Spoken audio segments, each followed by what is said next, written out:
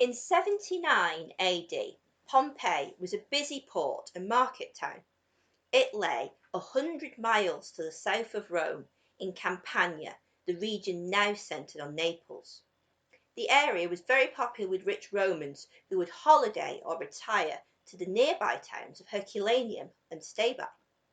Today on History Mysteries, we will look at why the people of Pompeii lived so close to an active volcano and how the town was destroyed. So why was the area so close to the slopes of a volcano such a popular place to live? By the late 70s AD, around 20,000 people lived in the area until one day in AD 79 when Mount Vesuvius erupted and covered most of the region in layers of volcanic ash. Romans knew about volcanoes. The word volcano comes from Vulcan, the Roman god of fire and blacksmith to the gods, and was first applied to Mount Etna on nearby Sicily. And if you've watched my Cyclops video, you'll know that they believed that Etna was Vulcan's forge. The Romans probably didn't know that Vesuvius was an active volcano. It had not erupted for centuries, but the previous eruptions had deposited nutrient-rich soil across the plain, making it fertile land for crops, including vines. The area was also famous for its pumice stone, another product of previous eruptions. So with good agricultural land, beautiful scenery, and no recollection of the volcano being active, it's easy to see why the area was so densely populated. Although the local inhabitants were oblivious to a potential eruption, they were very used to earthquakes. 17 years before, on the 5th of February AD 62, a severe earthquake struck the towns of Pompeii and Herculaneum, causing considerable damage even as far away as Naples and Nicaria. This engraving from the house of Caecilius Jucundus, yes, those of you who studied Latin, that Caecilius, seems to depict the effects of the earthquake on the Forum of Pompeii. It used to be assumed that this earthquake caused much of the damage found in Pompeii. In fact, damaged houses had been extensively repaired and redecorated, and the Forum had been completely rebuilt. Historians now believe that the damage discovered during the excavations was from the earthquakes that occurred in the build-up to the eruption of 79 and from the eruption itself. Details of the eruption come from Pliny the Younger, our only eyewitness, who was staying across the Bay of Naples with his uncle, Pliny the Elder, at Messina. He says that small earthquakes had been felt for around 4 days before the eruption, but they were not particularly alarming because they are frequent in Campania. However, on the 24th of August AD 79, in the early afternoon, Mount Vesuvius erupted. The massive pressure released from the volcano generated a column of hot gas, ash and pumice stones, and rocks which rose 9 miles into the sky. Visually, the column would be similar to a mushroom cloud, although Pliny compared it to an Italian stone pine. This type of eruption is now referred to as a Plinian eruption. They are extremely destructive and can obliterate the entire top of a volcano. If you extend the sides of Vesuvius today, you can see the amount of material that was blown away. Over the next day, ash and rocks continued to fall like thick snow onto the buildings of Pompeii. Many Pompeians tried to escape, but this was difficult due to the falling material. It is estimated that 6 inches of stones fell every hour and caused most of the roofs in Pompeii to collapse. By the time the rocks stopped falling, they had reached a height of around 18 feet, ensuring that the doors and windows were blocked in any houses still standing. In nearby Herculaneum, many people fled to the beach, hoping to take boats and escape across the Bay of Naples. While some people may have been successful, since the boats are missing, the sea was full of floating pumice stones and the wind was blowing onto the shore, making it hard to escape. The column of volcanic material reached a maximum height of 15 miles, around twice the height a plane would now fly. In the middle of the night, the column collapsed and formed a pyroclastic flow. A pyroclastic flow is a fast-moving mixture of ash and hot gas which flows down the mountain and into the surrounding areas. Modern scientists have found that typically they can reach speeds of around 60 miles per hour, but they can reach around 400 miles per hour and temperatures up to 1,000 degrees Celsius, as hot as a pottery kiln. It is now thought that it was the heat from this pyroclastic flow that was the main cause of death during the eruption and would have immediately killed everyone caught in it, even inside buildings. Herculaneum and nearby Oplontis and Stabi were buried to a depth of around 20 metres, enough to cover almost everything. The pyroclastic surges also reached Pompeii and covered it to a depth of around 2 metres. The force of the flow knocked down walls and columns and even threw this stone basin across the room in Pompeii's baths. People as far away as Misenum, including Pliny the Younger and his mother, fled for their lives. Misenum was 12 miles away.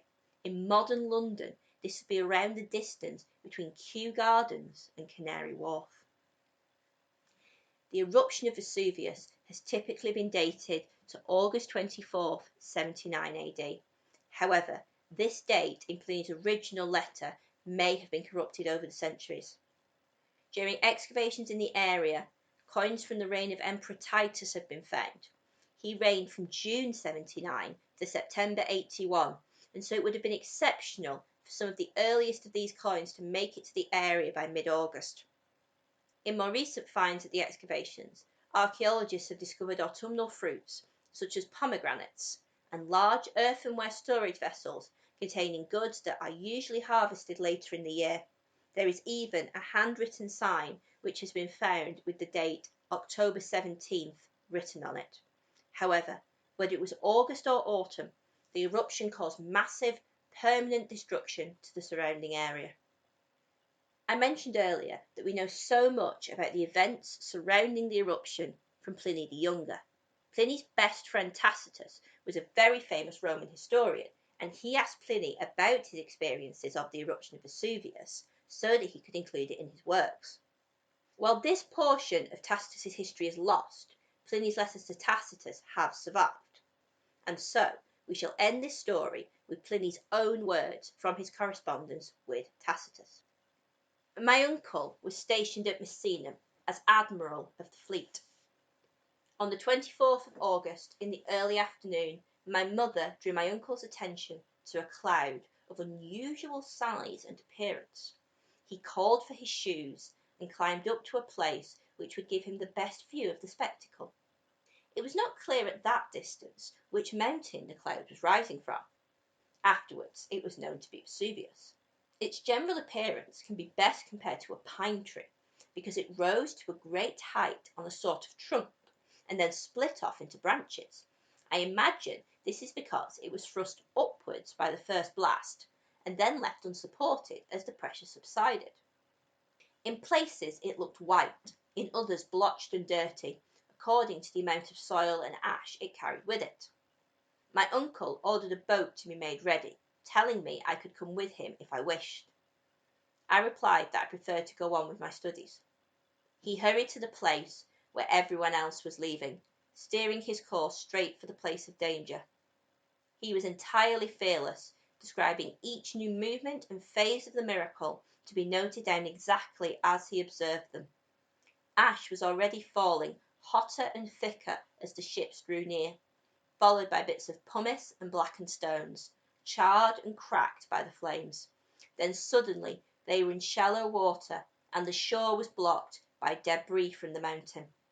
Meanwhile, on Mount Vesuvius, wide sheets of fire and leaping flames burned at several points, their bright glare highlighted by the darkness of night. My uncle, arriving at a friend's house, went for a nap, for although he was a sturdy man, his breathing was rather loud and heavy and could be heard by people coming and going outside his door. By this time, the courtyard outside his room was full of ash mixed with pumice stones, so that the level had risen, and if he'd stayed in the room any longer, he would never have got out. They debated whether to stay indoors or take their chance in the open, for the buildings were now shaking with violent shocks and seemed to be swaying to and fro as if they were torn from their foundations. Outside, on the other hand, there was the danger of falling pumice stones, even though these were light and porous. However, after comparing the risks, they chose the latter. As a protection against falling objects, on their heads they put pillows tied down with cloths. Elsewhere, there was daylight by this time, but they were still in darkness, murkier and thicker than any ordinary night, which they eased by lighting torches and various types of lamp. My uncle decided to go down to the shore and investigate the possibility of any escape by sea from there. He stood, leaning on two slaves, and then suddenly collapsed. I imagine because the dense fumes choked his breathing by blocking his windpipe, which was naturally weak and narrow and often irritated. When daylight returned on the 26th, 2 days after the last day he had been seen, his body was found intact and uninjured, still clothed, and looking more like he was asleep than dead. 10 years after the eruption, the poet Statius wrote, "In a future generation, when crops spring up again, when this wilderness regains its green, will men believe that cities and peoples lie beneath, that in days of old their lands lay closer to the sea, and this fatal summit has not stopped threatening them." It seems that Statius was right. Pompeii and Herculaneum and the events of the eruption faded into memory, and it was not until the mid-1700s that the buried towns were discovered. However, for those students studying Latin in the English-speaking world, the family of Caecilius Jucundus will always live on in the Cambridge Latin course, which follows his family in Pompeii before and during its destruction.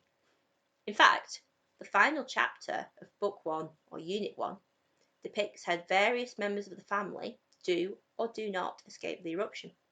This has become so ubiquitous in British popular culture that in the episode of Doctor Who, where the Doctor time travels to Pompeii, it is Caecilius and his family who the Doctor meets and tries to save from the eruption.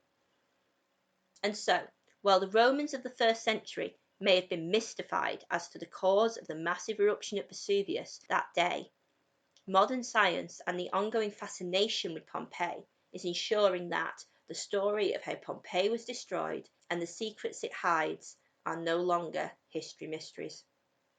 If you enjoyed this video, give it a like. Let me know in the comments what other ancient mysteries you'd like me to cover, and please remember to subscribe to know when I upload a new video. For details on upcoming videos and shorter history facts, follow me on Instagram or Twitter, links in the description.